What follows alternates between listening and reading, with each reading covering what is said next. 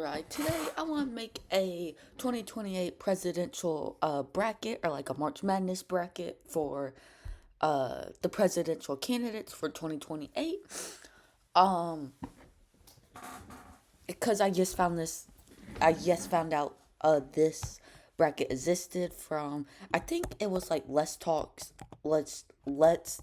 Elections, if I can find him. I also will have a video coming out about Cory Booker very soon. Was it him? Maybe he did. I guess not. I don't know. It was someone. Y'all probably also seen the video. So, yeah, we'll go ahead and get started with the first round. Easily, Kamala Harris beats Tim Walz. Here, I think AOC still wins over Ruben Gallardo. Sorry, I had to shut my door. Here, this is probably going to be a closer 5 to 12 seed matchup, but I'm gonna give Westmore the victory.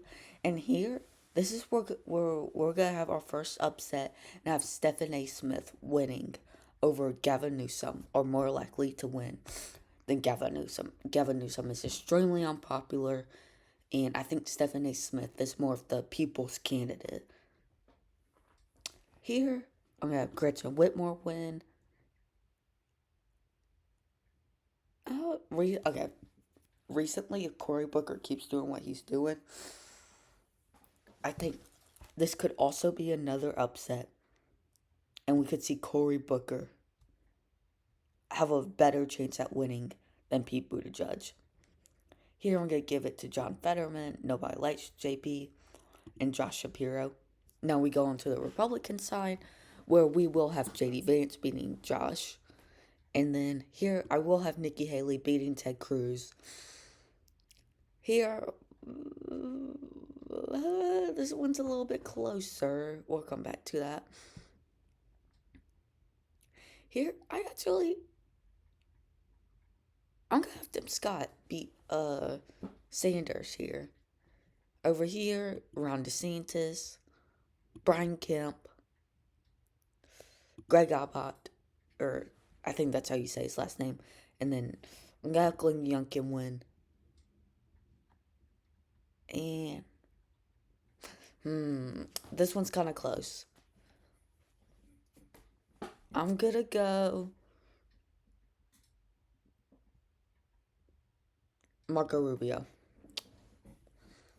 Or you know what? I'm gonna go Tom Cotton actually, just to have like an upset, just to have a little fun.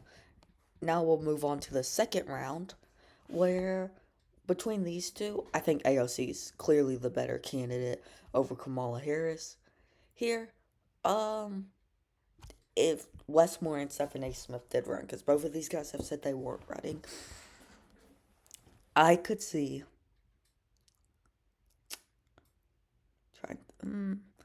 Honestly, I could see a world where Stephen A. Smith just comes out. I think people really like that he's not a politician. I think that goes in his favor. But Westmore is extremely charismatic, so I'm not too sure how this would unfold. But I think I think it's fun to have a 13 seed. But I could see Stephen A. Smith making a run in this scenario. Here between Cory Booker or Gretchen Whitmer, I'm gonna have Cory Booker, and here between John Fetterman and Josh Shapiro easily. Here we're going to have JD Vance easily beat Nikki Haley, and here I'm gonna have Tom Cotton beat Tim Scott. Here, Ron DeSantis, and then probably Glenn Youngkin. But Glenn Youngkin will have been out of office for about like a year and 11 months, 2 years by the time he starts running again. So he might have some political, like, I guess, like, fade out of public consciousness a little, while Greg will still be governor of Texas. But I still think Glenn Youngkin's probably the better choice here between them two. Now we'll get into the third round. We're between AOC and Stephen A. Smith. I'm gonna have AOC winning, and between Josh Shapiro and Cory Booker, I will have Josh Shapiro beating Cory Booker. Between JD Vance and Tom Cotton, it's very easy. JD Vance easily wins.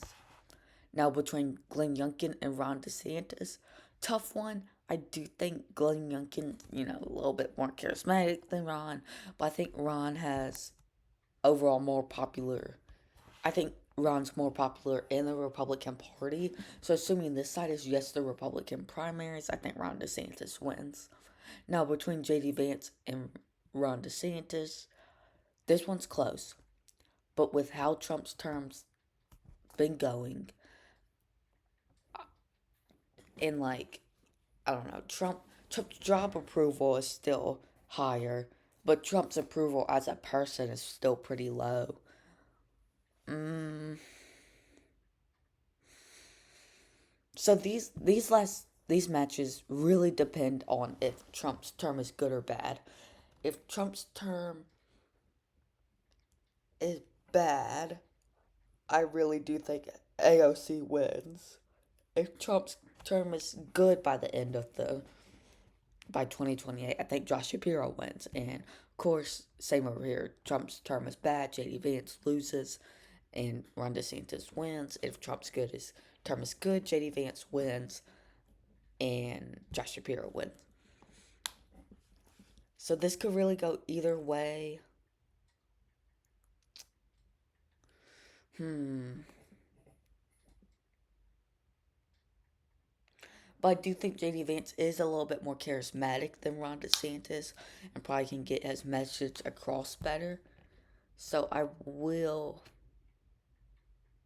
But if Trump's term is bad, I think Ron DeSantis could easily separate himself from Trump, especially since he ran against him in 2024.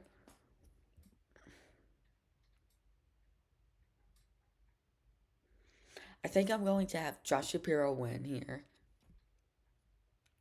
And over here, tough one. Mm,